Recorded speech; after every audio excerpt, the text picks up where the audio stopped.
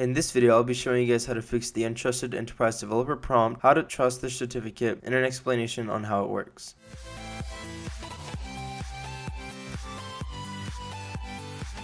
Alright guys, so we're gonna get straight into the video. So if you guys don't know, the reason why you guys are getting the prompt is basically because the application you have is revoked. And if you guys don't know what revoked is, revoked means the person who signed the application, which is basically a developer or a developer ID who basically was allowed to sign the application, was denied access from Apple due to their policies on copyright or piracy or stuff like that. So basically your app got canceled. A little message came from Apple to your device which basically locked the application, so you guys can't do anything about it. So say it's QCut Pro or you're doing something with an editor or something, all of that information is lost. I'm sorry to say that, but it is lost, and the only thing you can do is reinstall it. And all you have to do is go straight from the source, which is Tweakbox, App Value Ignition, you know, all those normal ones. Go back and reinstall it. That's one option. The other option is to wait for this new project that's coming out by James. He said he might be coming out with a non-revoke system, which basically lets you open up applications that have been revoked before. So you guys can wait for that, or you guys can wait for these other options. Now, as of right now, what you guys should do is just hold off on it,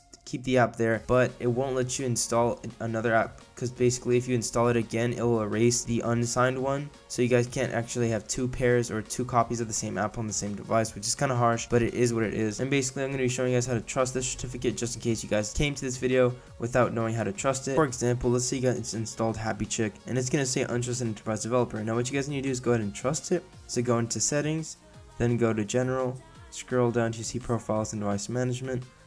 Then you guys can choose one of these enterprise apps. Now what you guys need to do is click it, and it should be one of them. I'm not exactly sure which one, because these are signed by different companies, which is why they have different names and all this other stuff. So click each one and see if they have like a trust icon on it. If they do, just trust it, and obviously let Happy Chick open.